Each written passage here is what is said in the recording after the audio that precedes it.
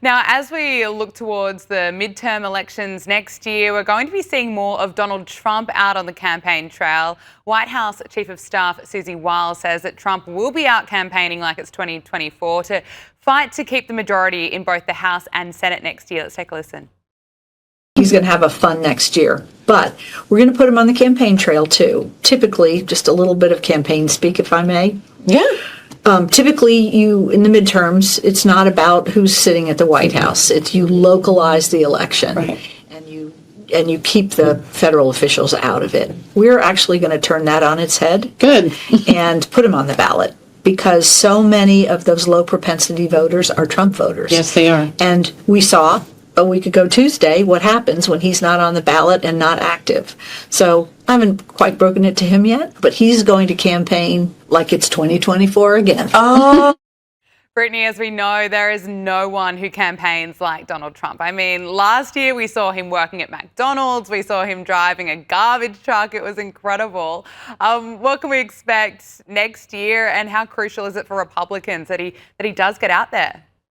Oh, it is so crucial. And I think that Trump knows how crucial it is. We've heard him time and time again say that our country's in a crossroads right now. You know, it's either going to go one way, the dark side, the way that we're seeing what has happened in your country, in the UK, in Europe, in Canada, or it's going to go the other way, and we can actually have this country survive. So we're in the middle of, this is a crucial time, and he knows that. I don't know anyone who loves this country more than him. So I really do predict that he is going to campaign as if he's campaigning for a third run. Yeah, I agree with you 100%. I'm looking forward to seeing it as well, because he always brings the entertainment, of course. Now let's talk about what's happening in Florida.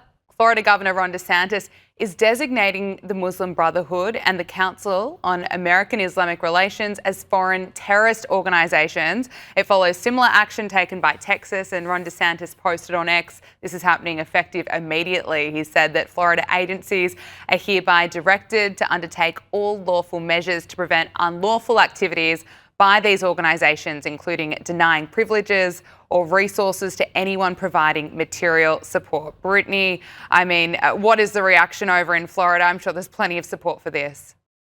I mean, a ton of support. Look, when you have an organization that has been proven to help these nationally and internationally declared terrorist organizations, I mean, we have to, when someone says who they are, believe it. Yeah. So I think that this is so much safer. This is so good for security.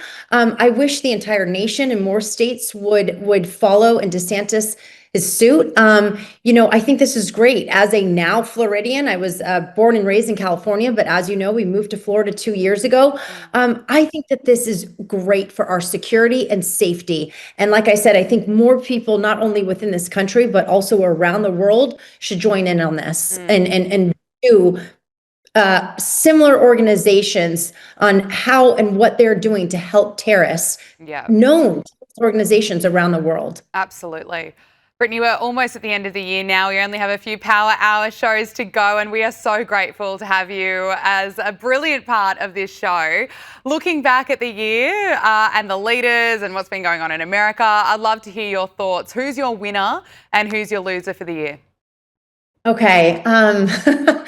I mean, look, I have to say my winner is Donald Trump, President Trump. Yeah, he's definitely hands down the winner in my eyes, and the loser, that's a pretty boy Gavin Newsom. Oh yeah, he's the loser in my book for 2025. And I wonder why Gavin Newsom could be your loser for the year. I mean, look how he handled the devastating LA fires at the start of the year. This is him lying about the reservoirs being full. I'd like to extend that to the president-elect. I don't know what he's referring to when he talks about the Delta smelt and reservoirs. The reservoirs are completely full, the state reservoirs here in Southern California. That mis and disinformation, I don't think advantages or aids any of us. We do know, though, from reporting here locally that one reservoir that serves the Palisades was not full. And that's exactly what triggered my desire to get the investigation, to understand what was happening with that local reservoir. That was not a state system reservoir, which the president-elect was referring to. No, he's just so slippery, isn't he? But I have to agree with you with Can I just Donald say- Trump. Yes, of course.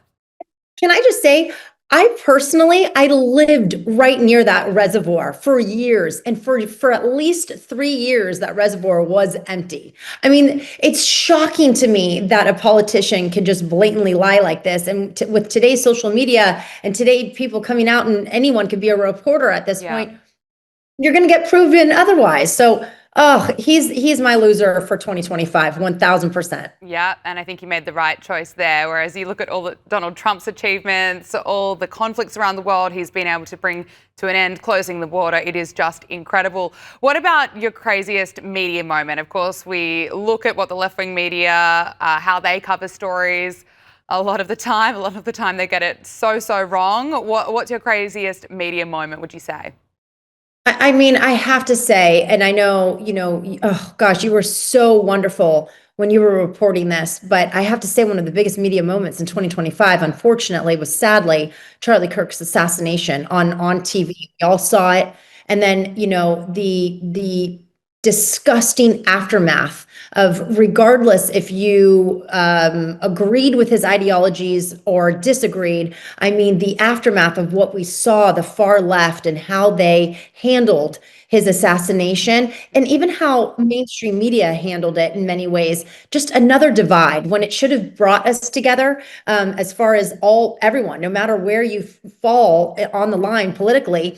Let's just come together and agree free speech is free speech and not be censored. And here we are. I mean, it just completely divided us once again. And so that to me stands out as the most in 2025. Yeah, I agree with you. It was so awful to see some of the reporting after his assassination, the way people still continue to try and demonize Charlie Kirk even months after he was assassinated. You had Jimmy Kimmel lying about the alleged shooter, saying that he was a MAGA person.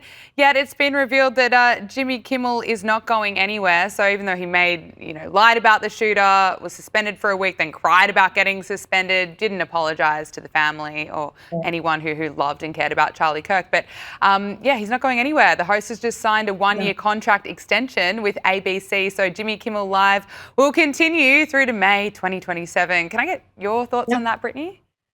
I'm not surprised. I will say, let's see how his monologues are going to be done a little differently. I do think that there's going to be some changes. I don't know if we'll see him get as political. Now, look, we're not really in a political season. We'll be in midterms, but I don't know. I think he's going to reel back a little bit. I really do, and not be as biased. And I don't know for sure, and we can't confirm this, but I think that was part of the deal of renegotiating this contract to keep him on until 2027. Okay. And you know what? Hopefully more of these commentators, more of these comedians, so to speak, will follow suit.